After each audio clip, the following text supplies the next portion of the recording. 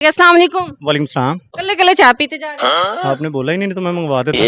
अच्छा मेहमान ਜਿਹੜਾ ਹੁੰਦਾ ਬੇਜ਼ਬਾਨ ਹੁੰਦਾ ਸੀ बोलागे तो ਤੁਸੀਂ ਮੰਗਵਾਓ अब मेहमान थोड़ी हैं। ਤੇ ਹੋਰ ਕੀ नहीं जी अभी पहली मुलाकात में हाथ तो अपने हैं कुछ भी अपने हैं तो खड़े हैं। नहीं नहीं वरना अच्छा बहुत से लोग गुजरे हैं यहाँ पे। मैं भी गुजर ही रही थी तो गुजरते गुजरते मैंने कहा कि चलो पूछ लूं क्या यार जी जरूर क्या समझ रहे हो। ਜਿਹੜਾ ਬੰਦਾ ਕਨਵਿੰਸ ਨਹੀਂ ਹੁੰਦਾ ਜਿਹੜੀ ਖਾਤੂਨ ਹੈ ਸਪੈਸ਼ਲ ट्रोल ਕਿ ਇਹ ਚੀਜ਼ ਹੈਗੀ ਹੁਣ ਤੁਸੀਂ ਕਹਿ ਰਹੇ ਹੋ ਕਿ ਇਹ ਲੈ ਲਓ ਇੰਨੇ ਦੀ ਹੈਗੀ ਉਹ ਕਹੇਗੀ ਨਹੀਂ ਮੈਨੂੰ 100 ਘੱਟ ਦੇ ਤੇ ਕਿਸ ਤਰ੍ਹਾਂ ਕਨਵਿੰਸ ਕਰੋਗੇ अभी मजा आएगा ना भिड़ो। हर इंसान की ना एक अलग ਪੰਜਾਬੀ ਪੰਜਾਬੀ हर बंदे ਨੂੰ ਡੀਲ ਕਰਨ ਦਾ ਨਾ ਇੱਕ ਅਲੱਗ-ਅਲੱਗ ਤਰੀਕਾ ਹੈ।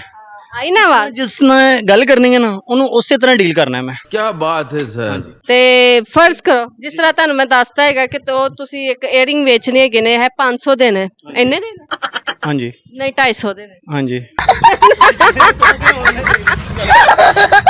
500 ਦੇ ਨੇ ਫਰਜ਼ ਕਰੋ ਤੇ ਉਹ ਕਹਿੰਦੀ ਕਿ ਨਹੀਂ ਮੈਂ 300 ਦੇ ਲੈਣੇ कुछ भी ਹਾਂਜੀ 250 ਦੇ ਲੈਣੇ ਕੀ ਕਰੋਗੇ ਹਾਂਜੀ ਜਦੋਂ ਅਸੀਂ ਉਹਨੂੰ ਮੈਂ ਚੀਜ਼ ਦਾ ਰੇਟ ਦੱਸਣਾ ਨਾ ਜਦੋਂ 500 ਅੱਛਾ ਤੇ ਮੈਨੂੰ ਅੰਦਾਜ਼ਾ ਹੋ ਜਾਂਦਾ ਕਿ ਤੁਸੀਂ 500 ਖਰਚੋਗੇ ਕਿ 300 ਖਰਚੋਗੇ। ਇਹ ਵਾਕਈ ਕਿੰਨੇ ਚ ਨੇ ਇਹ 1200 ਦੇ ਨੇ ਜਾ ਝੂਠਿਆ 1200 ਦੇ ਲਿਬਰਟੀ ਵਿੱਚ ਬਹੁਤੀ ਅੱਗ ਲੱਗੀ ਪਈ ਹੈ ਜੀ। ਚੀਜ਼ ਵੀ ਅੱਛੀ ਹੈ। ਅੱਛਾ ਮੈਨੂੰ ਕੋਈ ਗਾਣਾ ਸੁਣਾ ਦਿਓ ਨਹੀਂ ਮੈਨੂੰ ਗਾਣਾ ਵਾਣਾ ਕੋਈ ਨਹੀਂ ਆਉਂਦਾ। ਸ਼ੇਰ ਕੋਈ ਵੀ ਨਹੀਂ ਆਉਂਦਾ। ਕੀ ਆਂਦਾ बस ਬਸ ਆਪਣਾ ਨਾਂ ਆਉਂਦਾ। ਹੱਸਣਾ ਆਂਦਾ ਹਾਂਜੀ ਹਾਂ। ਉੱਚੀ ਉੱਚੀ ਹੱਸ ਕੇ ਸੁਣਾ ਦਿਓ ਨਹੀਂ ਇੰਨੀ ਵੀ ਨਹੀਂ ਉੱਚੀ ਹੱਸਣਾ ਅਗਲੇ ਬਲਡੀ ਵਾਲੇ ਡਰ ਜਾਣ। ਜਿਸ ਨਹੀਂ ਐਡੀ ਉੱਚੀ ਤੁਹਾਡੀ ਆਵਾਜ਼ ਤੇ ਜਾਣੀ ਨਹੀਂ ਹੈਗੀ ਹੱਸ ਕੇ ਦਿਖਾ ਦਿਓ ਨਹੀਂ ਹੱਸ ਹੀ ਰਿਹਾ ਹਾਂ ਤੁਸੀਂ ਕਿਸ ਤਰ੍ਹਾਂ ਹੱਸਦੇ ਹੋ ਮੈਂ ਇਸੇ ਤਰ੍ਹਾਂ ਹੱਸ ਰਿਹਾ ਹਾਂ ਜਿਸ ਨਹੀਂ ਤਰ੍ਹਾਂ ਨਹੀਂ ਏਦਾਂ ਨਹੀਂ ਖੋਲ ਕੇ ਜਰਾ ਹੱਸੋ ਨਹੀਂ ਬਸ ਹੱਸ ਲਿੱਤਾ ਜਿੰਨਾ ਹੱਸਣਾ ਸੀ।